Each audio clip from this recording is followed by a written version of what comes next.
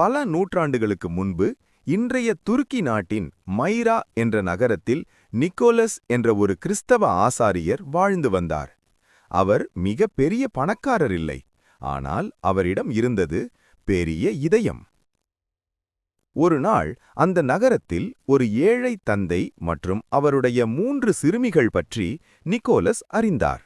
அந்த குடும்பத்தில் உணவு இல்லை, பணம் இல்லை, எதிர்காலம் கேள்விக்குறியாக இருந்தது. நிக்கோலஸ் அவர்களை பார்த்தபோது அவரின் மனம் மிகவும் கனிந்தது.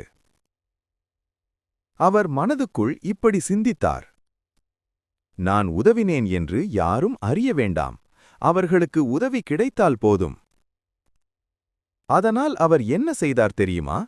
ஒரு இரவு அந்த குடும்பம் தூங்கிக் கொண்டிருக்கும்போது யாருக்கும் தெரியாமல் வீட்டின் ஜன்னல் வழியாக தங்க நாணயங்கள் உள்ள ஒரு மூட்டையை உள்ளே வீசினார்.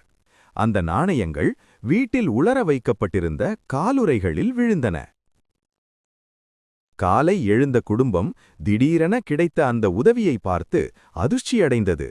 ஆனால் யார் உதவினார் என்று அவர்களுக்கு தெரியவே இல்லை.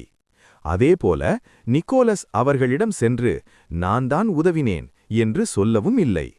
அவர் மனதில் ஒரே எண்ணம்: உதவி செய்ததில் மகிழ்ச்சி கிடைத்தால் போதும், புகழ் தேவையில்லை.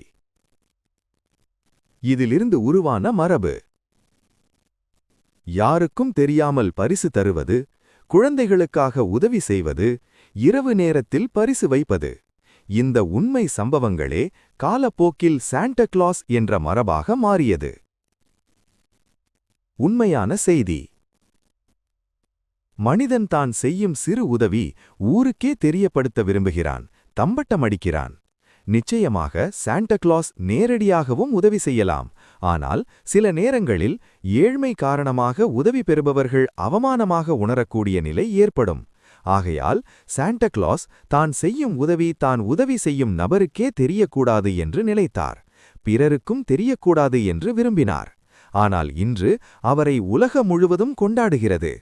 கதையின் ஆழ்ந்த கருத்து: புகழ் விரும்பாத நபர்கள் மட்டுமே புகழடைகின்றனர்.